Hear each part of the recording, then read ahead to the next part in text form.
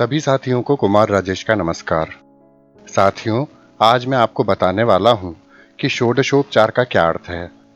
आपने अक्सर सुना होगा कि कहा जाता है कि भगवान की पूजा षोडशोपचार के साथ करनी चाहिए। आखिर ये षोडशोपचार है क्या?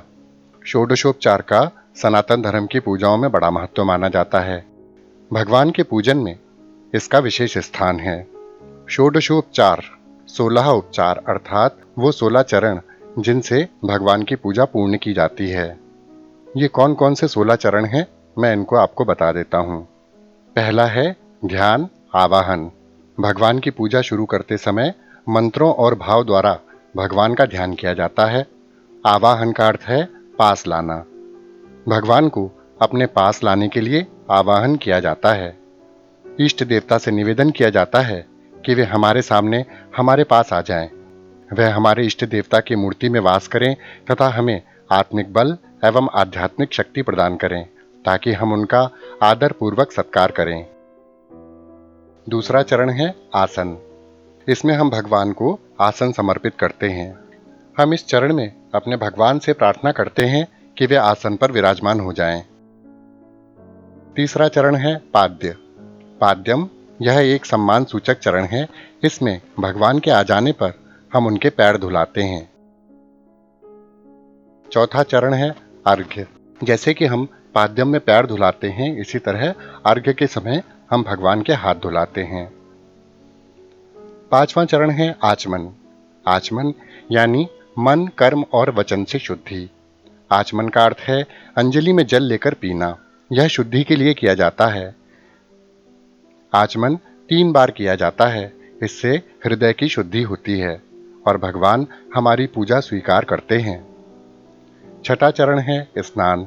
इसमें हम अपने भगवान को तरह तरह से स्नान कराते हैं। शुद्ध जल से स्नान कराया जाता है। स्नान के उपरांत भगवान को पंचामृत से स्नान कराया जाता है। स्मरण रहे कि यही पंचामृत भगवान के स्नान करने के बाद चरणामृत बन जाता है, जिसे हम प्रसाद के रूप में बाद में ग्रहण करते हैं। स्नान के बाद 7वां चरण आता है वस्त्र। इसमें हम भगवान को वस्त्र समर्पित करते हैं। ऐसा भाव रखा जाता है कि हम ईश्वर को अपने हाथों से वस्त्र समर्पित कर रहे हैं। इस तरह हम भगवान की सेवा करते हैं। पूजा का 8वां चरण है यज्ञोपवीत। यज्ञोपवीत का अर्थ है जनेऊ। यज्ञोपवीत चरण में हम भगवान को जनेऊ समर्पित करते हैं। 9वां चरण है गंधाक्षत अर्थात गंध और अक्षत। अक्षत अखंडित चावल को कहते हैं, यानी कि चावल टूटा हुआ ना हो।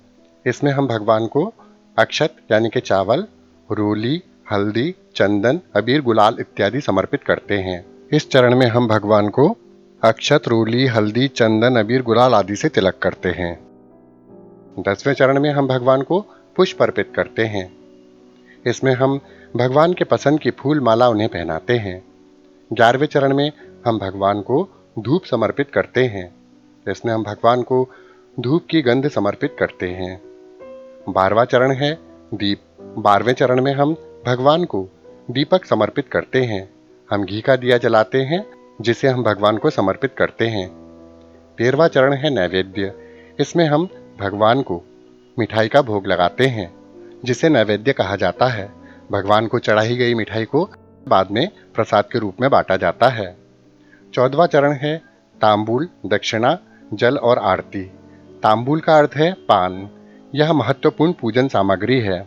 जैसे कि खाना खाने के बाद मनुष्य मुख शुद्धि के लिए पान खाते हैं, इसी तरह हम भगवान को तांबूल यानी कि पान समर्पित करते हैं। तांबूल के साथ में पुंगी फल यानी कि सुपारी, लौंग और इलायची भी समर्पित की जाती है। दक्षिणा के रूप में भगवान को द्रव्य समर्पित किया जाता है। भगवान भाव के भूखे हैं। उन्हें दक्षिणा द्रव्य से कोई लेना देना तो है नहीं, लेकिन हम अपना प्रेम जताने के लिए ऐसा करते हैं। द्रव्य के रूप में रुपया, पैसा, स्वर्ण, चांदी आदि कुछ भी अर्पित किया जा सकता है। द्रव्य समर्पित करने के पश्चात हम भगवान की आरती करते हैं। आरती में धूप, दीप, कपूर आदि का प्रयोग किया जाता है। आरती के बिना पूजा अधूरी मानी जाती है। आरती में 1, 3, 5, 7 यानी कि विषम बत्तियों वाला दीपक प्रयोग में लिया जाता है। इसके बाद 15वां चरण आता है मंत्र पुष्पांजलि का। मंत्र पुष्पांजलि में हाथों में फूल लेकर मंत्र पढ़ते हुए भगवान को पुष्प समर्पित किए जाते हैं तथा प्रार्थना की जाती है। भावना यह होती है कि इन पुष्पों की सुगंध की तरह हमारा यश सब तरफ फैले और हम प्रसन्नतापूर्वक बिना कष्टों के जीवन जिएं। इसके बाद आता है 16वां चरण। 16वें चरण में प्रदक्षिणा, नमस्कार और स्तुति आते हैं। प्रदक्षिणा का अर्थ है परिक्रमा। आरती के उपरांत भगवान की परिक्रमा की जाती है। परिक्रमा हमेशा घड़ी की सुई के चलने की दिशा में करनी चाहिए। इसके बाद हम भगवान से स्तुति में क्षमा याचना करते हैं। क्षमा प्रार्थना करने का अर्थ है कि हमसे अगर कोई भूल चूक हो गई हो तो भगवान हमारे अपराध को क्षमा करें और हमारी पूजा को स्वीकार करें। इस तरह 16 चरणों में पूजा करने से भगवान अति प्रसन्न होते हैं। इसी को षोडशोपचार कहा जाता है। षोडशोपचार के साथ पूजा करने से भगवान अपने भक्तों की हर इच्छा को पूर्ण करते हैं, ऐसा कहा जाता है। ये जो विवरण मैंने आपको बताया है, ये ठीक उसी तरह है जैसे आप अपने घर में अपने किसी प्रिय व्यक्ति को या किसी मित्र को मिलने के लिए बुलाते हैं और उसकी सेवा में तरह तरह के उपक्रम करते हैं ताकि आपका अतिथि प्रसन्न हो। इसी तरह हम भगवान को भी अपने इन 16 क्रियाकलापों के द्वारा प्रसन्न करने का प्रयत्न करते हैं। और कहा जाता है कि भगवान को षोडशोपचार के साथ की हुई पूजा अति प्रिय है। क्षमा याचना करते समय हमें भगवान से अवश्य कहना चाहिए कि हम मंत्र नहीं जानते, कोई क्रिया नहीं जानते, फिर भी हमने सच्ची भावना के साथ आपकी पूजा की है, इसलिए आप हमारी पूजा को स्वीकार करें। तो साथियों, मैंने आपको 16 चरणों के बारे में बता दिया है। ये षोडशोपचार इस तरह से हैं। पहला ध्यान आवाहन, दूसरा आसन, तीसरा पाद्य, चौथा अर्घ्य, पांचवा आचमन, छठा स्नान, सातवां वस्त्र। पूजा का 8वां चरण है यज्ञोपवीत, 9वां गंधाक्षत। 10वें चरण में हम भगवान को पुष्प अर्पित करते हैं।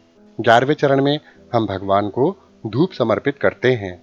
12वां दीप, 13वां नैवेद्य, 14वां तांबूल, दक्षिणा, जल और आरती, 15वां मंत्र पुष्पांजलि और 16वां प्रदक्षिणा, नमस्कार और स्तुति। तो इस तरह आपको समझ में आ गया होगा कि षोडशोपचार के 16 चरण कौन कौन से हैं। तो साथियों, षोडशोपचार क्या है, यह बात आपको समझ में आ गई होगी। आशा है मेरा यह प्रयत्न आपको अवश्य पसंद आया होगा। इसी के साथ अपने मित्र कुमार राजेश को विदा दीजिए। नमस्कार। सदैव खुश रहिए, प्रसन्न रहिए। जय श्री हरि।